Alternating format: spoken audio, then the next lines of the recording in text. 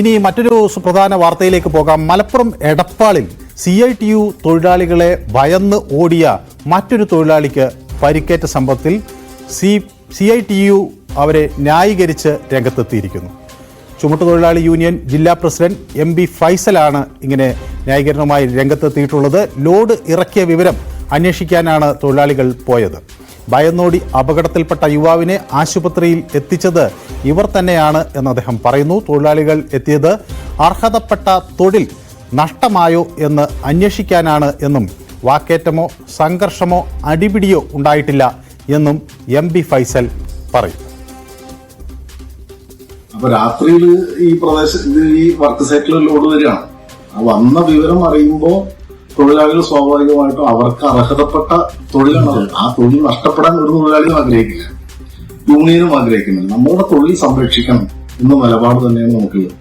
തൊഴിലെടുക്കുന്നതിന് നിശ്ചയിക്കപ്പെട്ട കൂലിയും വാങ്ങണം. തൊഴിലെടുക്കുന്നതിന് എടുക്കാത്ത തൊഴിലും കൂലി വാങ്ങിക്കാനും പാടില്ല. അങ്ങനെ എവിടെയെങ്കിലും ഏതെങ്കിലും സൈറ്റിൽ ഇതുപോലെ നമ്മൾ അറിയാതെ ഇറക്കിയിട്ടുണ്ടെങ്കിൽ അത് ഇറക്കി മേലാൽ അത്തരം ഇറക്കുകൾ ഇനി മേലിൽ ഉണ്ടാവരുത്. ഇങ്ങനെ ഇത് വരുമ്പോൾ ഞങ്ങളുടെ അടുത്ത് പറയണം. ഞങ്ങൾക്ക് നിയമപരമായി ഞങ്ങളാണ് ഇറക്കാൻ ചുമതലപ്പെട്ട ആളുകൾ. നിങ്ങൾ ഇറക്കുന്നത് നിയമവിരുദ്ധമാണ്. ഒരു നിയമത്തിന്റെ പുറത്ത് പ്രവർത്തിക്കുന്നവരാണ്. ഇപ്പൊ പറയുന്നതുപോലെ തീർത്തും അസംഘടിതരല്ലല്ലോ ചുമതൊഴിലാളികൾ. വളരെ നിയമപരമായി ചട്ടപ്രകാരം പ്രവർത്തിക്കുന്ന ആളുകളാണ്. അവർക്ക് നിയമപരിരക്ഷയുണ്ട്. നിശ്ചയിക്കപ്പെട്ട ജില്ലാ ലേബർ ഓഫീസർ ഉൾപ്പെടെ കളക്ടർ ഉൾപ്പെടെ നിശ്ചയിച്ച വേതനം വാങ്ങുന്നവരുമാണ്. അപ്പൊ ആ നിലയിലുള്ള അപ്പൊ അവിടുത്തെ തൊഴില് നഷ്ടപ്പെടുന്ന ഘട്ടം വന്നപ്പോൾ ഇവര് സംസാരിക്കാൻ വേണ്ടി വരികയാണ്. വരുന്ന സമയത്ത് അവിടെ ഇത് ഇറക്കി കഴിഞ്ഞിട്ടുണ്ട്. ഇറക്കി കഴിഞ്ഞാൽ പിന്നെ അത് സംസാരിക്കാൻ പറ്റും. ആര് നിങ്ങളെന്താ ഇറക്കാൻ കാരണം എന്നതിനെ സംബന്ധിച്ചുള്ള ചോദ്യം മാത്രമാണ് ഉണ്ടാവുന്നത്. അപ്പോഴേക്ക് ബിൽഡിംഗ് ഓണറും കരാറുകാരനും വിളിച്ചു, നിങ്ങൾ പ്രശ്നമൊന്നും ഉണ്ടാവരുത്, നമ്മളിപ്പോ മുമ്പ് ഇറക്കിയവരാണ് ശേഷം ഇറക്കുന്നത്. ഇന്ന് രാവിലെയും അതിനുശേഷം ഇറക്കിയിട്ടുണ്ട്. ഈ സംസാരത്തിന്റെ ഭാഗമായി ബിൽഡിംഗ് ഓണറും അതുപോലെ തന്നെ കരാറുകാരനും വിളിച്ചു പറയുന്ന അടിസ്ഥാനത്തിൽ തൊഴിലാളികൾ പിരിഞ്ഞു പോരുകയാണ്. നാളെ കാര്യങ്ങളെല്ലാം സംസാരിക്കാൻ എന്നുള്ളത്. ആ പിരിഞ്ഞു പോരുന്ന സമയത്താണ് ഇങ്ങനൊരു തൊഴിലാളി വീണിട്ടുണ്ട് കാണുന്നില്ല എന്നുള്ള പറഞ്ഞിട്ട് ഇവര് കൂടിയാണ് തെരയുന്നത് ഇയാളെ. ഈ തൊഴിലാളികൾ ഉൾപ്പെടെയാണ് തെരയുന്നത്. അപ്പൊ ആള് ബിൽഡിങ്ങിന്റെ ഒരു സൈഡിൽ വീണ് കിടക്കുന്നുണ്ട്. അവർ ഈ തൊഴിലാളികൾ ഉൾപ്പെടെയാണ് ഹോസ്പിറ്റലിലേക്ക് ആദ്യം കൊണ്ടുപോകുന്നത്. അവിടുന്ന് പോരാ എന്ന് ഘട്ടം വന്നപ്പോൾ മെഡിക്കൽ കോളേജിലേക്ക് മാറ്റുന്നതിന് ആവശ്യമായിട്ട് ലീഡർഷിപ്പ് ഉൾപ്പെടെ ഇടപെട്ടിട്ടാണ് ഈ കാര്യങ്ങളൊക്കെ മാറ്റുന്നത്. ഇതിനകത്തൊരു സംഘർഷമില്ല.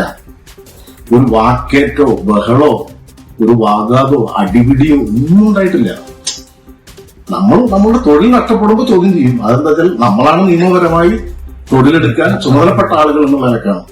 ആ ഒരു മാത്രമല്ല, എടപ്പാളിന്റെ ഒരു അനുഭവം എന്ന് പറഞ്ഞാൽ വളരെ സൗഹാർദ്ദപരവും സമാധാനപരവുമായ ഒരു തൊഴിലന്തരീക്ഷണ സ്ഥലമാണ്. ഇപ്പൊ നെസ്റ്റോയിൽ ഉൾപ്പെടെ കൊടുത്ത CITU തൊഴിലാളികളാണ് കയറ്റിറക്കണം. വേറെ എവിടെയില്ല.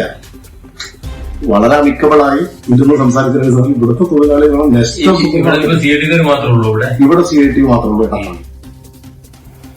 യെസ്, എന്നോടൊപ്പം CV അനുമോദ് ചേരുന്നുണ്ട്. അനുമോദ്, ഇവിടെ ഈ തൊഴിലാളി നേതാവ് പറയുന്നത്ര സാധാരണഗതിയിൽ നടന്ന ഒരു സംഭവമായി വേണമോ ഇതിനെ കാണാൻ?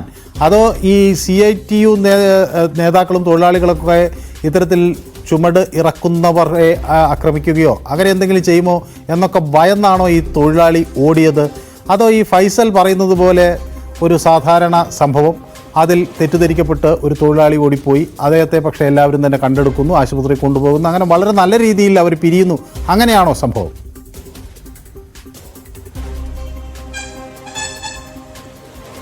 മനു, ഫൈസൽ CITUവിൻ്റെ ഭാഗം വളരെ വ്യക്തമായും വിശദമായിട്ടും തന്നെ പറയുന്നുണ്ട്. CITUവിൻ്റെ അഭിപ്രായത്തിൽ അവിടെ നടന്ന കാര്യങ്ങളും എല്ലാം തന്നെ അദ്ദേഹം വ്യക്തമാക്കിയിട്ടുണ്ട്. ഇതിൽ മറുവശത്ത് ഈ പരിക്കേറ്റ യുവാവ് ഫായിസ്, അദ്ദേഹം ചികിത്സയിലാണ്, തൃശ്ശൂരിലാണുള്ളത്. അദ്ദേഹം പോലീസിന് നൽകിയ മൊഴിയാണ് നമുക്ക് മറുവശത്ത് നടന്ന കാര്യങ്ങളെക്കുറിച്ച് ആധികാരികമായി പറയാൻ കഴിയുന്ന ഒരേ ഒരു കാര്യം. ആ മൊഴി പ്രകാരം തനിക്ക് മർദ്ദനമേറ്റിട്ടുണ്ടെന്നും ട്യൂബ് ലൈറ്റ് ഉപയോഗിച്ചും കൈകൊണ്ടും വടികൊണ്ടുമൊക്കെ തന്നെ അടിച്ചിട്ടുണ്ടെന്നും അസഭ്യം പറഞ്ഞിട്ടുണ്ടെന്നും മോശമായി പെരുമാറിയിട്ടുണ്ടെന്നും ഒക്കെ അയാൾ മൊഴി നൽകിയിട്ടുണ്ട്. ഈ ഒരു സംഘർഷത്തിന് ശേഷം ഓടി രക്ഷപ്പെടാൻ ശ്രമിച്ചപ്പോഴാണ് കെട്ടിടത്തിൻ്റെ മുകളിൽ താഴേക്ക് വീണത് എന്നാണ് പോലീസിന് അയാൾ നൽകിയ മൊഴി. ഇത് അയാൾ നൽകിയ മൊഴി എന്ന് മാത്രമാണ് നമ്മൾ പറയുന്നത്. ഒരുപക്ഷെ ഈ സംഭവത്തിൽ മർദ്ദനം ഉണ്ടായിട്ടുണ്ടോ ഇല്ലയോ എന്നുള്ളത് ആധികാരികമായിട്ട് നമുക്ക് പറയാൻ കഴിയില്ല. കാരണം പക്ഷേ ഏതായാലും ഈ തൊഴിലാളിക്ക് പരിക്കുണ്ട് അല്ലേ, ഗുരുതരമായ പരിക്കുണ്ട്. ഞാൻ ദൃശ്യങ്ങൾ കാണുമ്പോൾ കാലിലൊക്കെ പ്ലാസ്റ്റർ കാണുന്നുണ്ട്. അപ്പോൾ അടി കൊണ്ട് അവിടെയൊക്കെ വ്രണമുണ്ടായിട്ടുണ്ടാകണം, അല്ലെങ്കിൽ എന്തെങ്കിലും ക്ഷതമുണ്ടായിട്ടുണ്ടാകണം. അതുകൊണ്ടാണല്ലോ സ്വാഭാവികമായും ഇങ്ങനെ ചികിത്സിക്കേണ്ടി വരുന്നത്.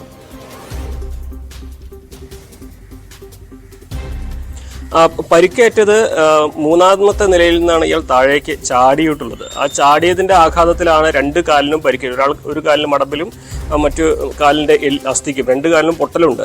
അപ്പോൾ അത് സത്യത്തിൽ വലിയ ഒരു അപകടമാണ് ഒഴിവായത്. കാരണം ആ ചാട്ടം അല്പം ഒന്ന് പിഴച്ചിരുന്നെങ്കിൽ, നേരെ താഴേക്കാണ് വീഴുന്നെങ്കിൽ ഇപ്പോൾ പരിക്കേൽക്കുന്ന സാഹചര്യമായിരിക്കില്ല. ഈ സ്ഥിതിഗതികൾ ഇനിയും ഏറെ ഗുരുതരമാകുമായനെ. പക്ഷേ നമുക്കത് മനസ്സിലാക്കാൻ കഴിയുന്ന ഒരു കാര്യം, ഇക്കാര്യത്തെ ചൊല്ലി തർക്കമുണ്ടായിട്ടുണ്ട്. ഈ ഒരു CITU തൊഴിലാളികളും ആ കെട്ടിടത്തിൽ ജോലി ചെയ്യുന്ന തൊഴിലാളികളും തമ്മിൽ തർക്കമുണ്ടായിട്ടുണ്ട്. കാരണം ഈ ലോഡ് എത്തിയ സമയത്ത് CITU തൊഴിലാളികൾ ആരും ഉണ്ടായിരുന്നില്ല. അപ്പോൾ അവിടുത്തെ തൊഴിലാളികൾ തന്നെ ഇത് ഇറക്കുന്ന ഒരവസ്ഥയാണ് ഉണ്ടായത്. അതുകൊണ്ട് മറ്റ് CITU തൊഴിലാളികൾക്ക് തൊഴിൽ നഷ്ടമായി. സ്വാഭാവികമായിട്ട് നമുക്കറിയാം ഇത്തരത്തിൽ ഒരു ഘട്ടത്തിൽ എങ്ങനെയായിരിക്കും ഈ ഒരു മേഖലയുള്ളവർ പ്രതികരിക്കുക എന്ന മുൻകാല അനുഭവങ്ങളുടെ അടിസ്ഥാനത്തിൽ നമുക്ക് വേണമെങ്കിൽ വിലയിരുത്താൻ കഴിയും. പക്ഷേ നമുക്ക് ആധികാരികമായിട്ട് അത് പറയാൻ കഴിയില്ല. കാരണം അതിന് സാധൂകരിക്കുന്ന തെളിവുകളൊന്നും തന്നെ നമ്മുടെ കൈവശമില്ല. അതുമാത്രമല്ല, ഈ അടി കൊണ്ടവർ അല്ലെങ്കിൽ അടി കൊണ്ടിട്ടുണ്ടെങ്കിൽ അവർ ആദ്യം തന്നെ ഇക്കാര്യം ക്യാമറയ്ക്ക് മുമ്പിൽ പറയാനും തയ്യാറായിട്ടില്ല. നമുക്കിതിൽ ആധികാരികമായിട്ട് എടുത്തു പറയാൻ കഴിയുന്ന ഒരേ ഒരു കാര്യം, ആ പരിക്കേറ്റ ആൾ പോലീസിന് നൽകിയ മൊഴിയാണ്. FIR-ൽ അയാൾ നൽകിയ മൊഴി മാത്രമാണ് ഇതിൽ ആധികാരികമായിട്ട് ഈ സംഭവം നടന്നു എന്നതിന്റെ ആക്ഷേപമായിട്ട് നമുക്ക് എടുത്തു പറയാൻ കഴിയുന്ന ഒരു കാര്യം. പക്ഷെ അങ്ങനെ തർക്കം നടക്കുന്നു സാഹചര്യത്തിൽ ഒരു മൂന്നാം നിലയിൽ നിന്ന് അവിടെ തൊഴിലെടുത്തൊരു തൊഴിലാളി സ്വമേധയാ പോയി എടുത്തു ചാടുന്ന ഒരു സാഹചര്യം ഉണ്ടാകില്ല എന്ന് നമുക്ക് അനുമാനിക്കാം. അദ്ദേഹം എന്തെങ്കിലും കാരണം കൊണ്ട് ഭയപ്പെട്ടിരിക്കണം. ചിലപ്പോൾ മർദ്ദനമേറ്റത് കൊണ്ട് അതിൽ നിന്ന് രക്ഷപ്പെടാനായിരിക്കാം, അല്ലെങ്കിൽ സ്വാഭാവികമായും മർദ്ദിക്കുമോ എന്ന ഭയം കൊണ്ടായിരിക്കാം. എന്തായാലും അവിടെ ഒരു ഭയം എന്നൊരു എലിമെന്റ് ഉണ്ടായിരുന്നിരിക്കണം. അതുകൊണ്ടായിരിക്കാം സ്വാഭാവികമായും ഇങ്ങനെ ഒരു കെട്ടിടത്തിൽ നിന്ന് മറ്റു മാർഗങ്ങളില്ലാതെ എടുത്തു ചാടിയതുമാകാം. അല്ലാതെ ഒരു രാത്രി ഒരു മൂന്നാം നിലയിൽ, കെട്ടിടത്തിൻ്റെ മൂന്നാം നിലയിൽ കയറി ഒരു തൊഴിലാളി പെട്ടെന്ന് എടുത്തു ചാടി എന്ന് പറയുമ്പോൾ അത് സ്വാഭാവികമായും അവിശ്വസനീയമായി തന്നെ തോന്നുകയാണ് അല്ലേ? തീർച്ചയായും നമുക്കത് വിലയിരുത്താൻ കഴിയുന്നേ ഉള്ളൂ. നമ്മൾ സാധാരണ ബുദ്ധിക്ക് വെച്ച് മനസ്സിലാക്കാൻ കഴിയുന്ന കാര്യം തന്നെയാണ് മനു വളരെ വിശദമായിട്ട്, വളരെ സിമ്പിളായിട്ട്, വ്യക്തമായിട്ട് ഇപ്പോൾ പറഞ്ഞിട്ടുള്ളത്. കാരണം അസ്വാഭാവികമായിട്ടൊരു സാഹചര്യം ഉണ്ടായതുകൊണ്ടാണ് അയാൾ ജീവനും കയ്യിൽ പിടിച്ചത് അവിടുന്ന് ഓടിയതും ആ ഓട്ടത്തിനിടെ അപകടം സംഭവിച്ചതും. അയാളുടെ മൊഴിയിൽ തന്നെ മർദ്ദനമേറ്റതായിട്ടുള്ള വിവരങ്ങളുമുണ്ട്. സാധാരണഗതിയിൽ നമുക്ക് ഈ എല്ലാ നല്ല തൊഴിലാളികൾക്കും മോശം പേരുണ്ടാക്കുന്ന തരത്തിൽ പെരുമാറുന്ന ഒരുപാട് തൊഴിലാളികൾ ഇവർക്കിടയിലൊക്കെ ഉണ്ടാകാം. അപ്പോൾ ഒരുപക്ഷെ അത്തരത്തിൽ ആരെങ്കിലും തൊഴിലാളികൾ ഇയാൾക്കെതിരെ വലിയ തോതിൽ കയ്യേറ്റമുണ്ടാക്കുകയോ മോശമായി സംസാരിക്കുകയോ കയ്യേറ്റം ചെയ്യുകയൊക്കെ ചെയ്തിട്ടുണ്ടാകാം. അല്ലാതെ വഴിയില്ല. കാരണം മറ്റൊരു കാര്യം അനുമോദ്, ഇവിടെ ഇപ്പൊ സ്വാഭാവികമായും ഒരു നിർമ്മാണം നടക്കുന്ന ഒരു സ്ഥലമാണ്. അവിടെ സാധാരണഗതിയിൽ ഇപ്പോൾ CITU ഒരു സ്ഥലത്തുണ്ടെങ്കിൽ അവർ ഈ ലോഡ് വരുന്നതിനനുസരിച്ച് അവരെ അറിയിക്കുകയും അവരുടെ ഫോൺ നമ്പറും ഒക്കെ ഉണ്ടാവും. അവരെ വിളിക്കും, അങ്ങനെ ലോഡ് ഇറക്കുന്നു. അവർ അതിനുള്ള കൂലിയും നേരത്തെ പറഞ്ഞ് ഉറപ്പിച്ചിട്ടുണ്ടാവും. സ്ഥിരം ജോലിയാകുമ്പോൾ സ്വാഭാവികമായും കൂലിയിലെ തർക്കങ്ങളൊക്കെ ആദ്യഘട്ടത്തിൽ തന്നെ പരിഹരിച്ചു കാണും.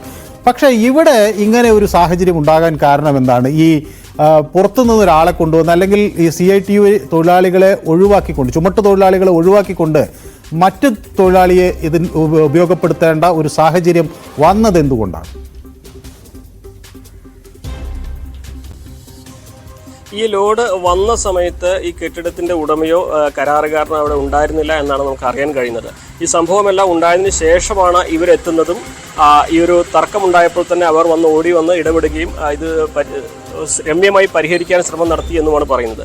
ലോഡ് വന്ന സമയത്ത് കെട്ടിടത്തിൽ ഉണ്ടായിരുന്ന തൊഴിലാളികൾ അവർ തന്നെ ഇതിൽ ഇറക്കാൻ മുൻകൈ എടുക്കുകയായിരുന്നു. ഒരുപക്ഷെ ഈ കരാറുകാരനോ അല്ലെങ്കിൽ ഉത്തരവാദിത്തപ്പെട്ട ഏതെങ്കിലും ഒരു ആളോ ഉണ്ടെങ്കിൽ ഈ ഒരു സാഹചര്യം ഒഴിവാക്കാമായിരുന്നു എന്നും പറയുന്നുണ്ട്. അതിനു പുറമെ തന്നെ ഈ മറ്റെന്തെങ്കിലും പ്രശ്നങ്ങൾ ആ ഒരു മേഖലയിൽ തൊഴിലാളികളും ഈ കെട്ടിടം നിർമ്മിക്കുന്നവരുമായിട്ടുണ്ടോ എന്നുള്ള കാര്യത്തിൽ ഒരു ചെറിയ അവ്യക്തതയുണ്ട്. കാരണം ഈ ഒരു ഘട്ടത്തിൽ അത്തരം കാര്യങ്ങളൊന്നും പുറത്തു പറയാൻ ആരും തയ്യാറായിട്ടില്ല എന്നാണ് നമുക്ക് മനസ്സിലാക്കാൻ കഴിയുന്നത്. കാരണം ഈ ഒരു വിഷയത്തിന്റെ മുകളിൽ ഇനിയും പരാതികളും ആക്ഷേപങ്ങളുമായി മുന്നോട്ട് പോയാൽ കെട്ടിടത്തിന്റെ പകുതിയായിട്ടേ ഉള്ളൂ, ഇനിയും തീർക്കാനുണ്ട്. അപ്പോൾ തുടർന്നുള്ള നിർമ്മാണ പ്രവർത്തനങ്ങൾക്ക് തടസ്സമുണ്ടാകാതിരിക്കാൻ ഇത് രമ്യമായി പരിഹരിക്കാനായിരിക്കും ഒരുപക്ഷെ കെട്ടിടം നിർമ്മിക്കുന്നവരുടെയും കരാറുകാരുടെയും ഉദ്ദേശം, ശ്രമം, ലക്ഷ്യം.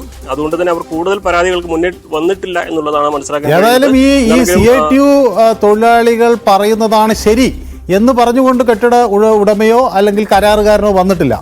അവർ തൽക്കാലം മാറി നിൽക്കുന്നു എന്നതാണ്. അതായത് കെട്ടിട ഉടമ പറയുകയാണ് CITUക്കാർ പറയുന്നത് തന്നെയാണ് ശരി, അവിടെ തർക്കമൊന്നും ഉണ്ടായില്ല, അങ്ങനെ പറഞ്ഞ് വരാൻ അദ്ദേഹവും തയ്യാറായിട്ടില്ല അല്ലേ? അല്ല, കെട്ടിട ഉടമയുടെ ഒരു സംഭാഷണം നമ്മൾ ഇന്നലെ പുറത്തുവിട്ടിരുന്നു. അതിൽ അദ്ദേഹം പറയുന്നത് ഇവർ മർദ്ദിച്ചു എന്ന് തൊഴിലാളികൾ പറയുന്നു എന്നാണ് അദ്ദേഹത്തിന്റെ ആ ഒരു സംഭാഷണത്തിലുള്ളത്. മർദ്ദിച്ചതായി അദ്ദേഹം കണ്ടതായിട്ട് പറയുന്നില്ല, മർദ്ദിച്ചു എന്ന് അദ്ദേഹം ആരോപിക്കുന്നുമില്ല. തൊഴിലാളികൾ ഈ CITU തൊഴിലാളികൾ തങ്ങളെ ഇങ്ങനെ മർദ്ദിച്ചു എന്ന് പറയുന്നു എന്ന ഒരു കാര്യമാണ് അദ്ദേഹത്തിന്റെ ആ മാധ്യമങ്ങൾക്ക് നൽകിയ ആ ഒരു സംഭാഷണത്തിൽ പറയുന്നത്. സ്വാഭാവികമായിട്ടും അവരെ സംബന്ധിച്ച് ഈ ഒരു CITUവിനെ പ്രത്യേകിച്ച് എടപ്പാൾ പോലെ ഒരു സ്ഥലത്ത് CITU മാത്രമാണ് തൊഴിലാളി യൂണിയനായിട്ടുള്ളത്.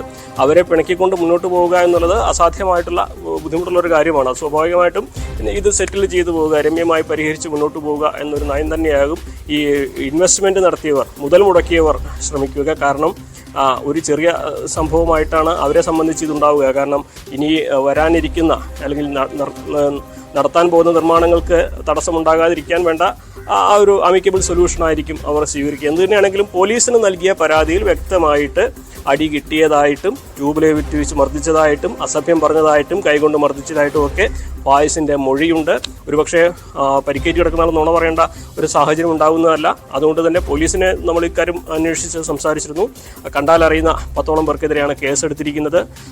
അന്വേഷണം കൂടുതൽ നടത്തിയതിനു ശേഷമേ ഇതിൽ എന്ത് സംഭവിച്ചു എന്നുള്ളത് പറയാൻ കഴിയൂ എന്നാണ് പോലീസ് ഇക്കാര്യത്തിൽ വിശദമാക്കിയിരിക്കുന്നത്. യെസ്, വളരെ വ്യക്തമാണ് അനുമോദ്, വളരെ നന്ദി. ഏതായാലും ഒരു തൊഴിലാളി മറ്റ് തൊഴിലാളികളെ കണ്ട് ജീവനം കൊണ്ട് ഓടുന്ന ഒരു സാഹചര്യം കേരളത്തിന് അഭിമാനിക്കാവുന്ന ഒരു രംഗമല്ല. മാത്രവുമല്ല, ഇത്തരം തൊഴിൽ തർക്കങ്ങൾ കയ്യേറ്റങ്ങളിലേക്ക് പോകാതെ ശ്രദ്ധിക്കാനുള്ള വലിയ ഉത്തരവാദിത്വം CITUവിനെ പോലെ ഉത്തരവാദിത്തപ്പെട്ട ഒരു സംഘടനയ്ക്കുണ്ട് എന്ന് കേരളം പലവട്ടം അവരെ ഓർമ്മപ്പെടുത്തിച്ചിട്ടുള്ളതാണ്. വീണ്ടും സമാനമായ ഒരു സാഹചര്യം ആണ് അവർക്ക് മുന്നിൽ ഉള്ളത്. ഏതായാലും സ്പോട്ട് ലൈവ് ഒരു ചെറിയ ഇടവേളയിലേക്ക് നീങ്ങുന്നു. പെട്ടെന്ന് മടങ്ങേണ്ടത്.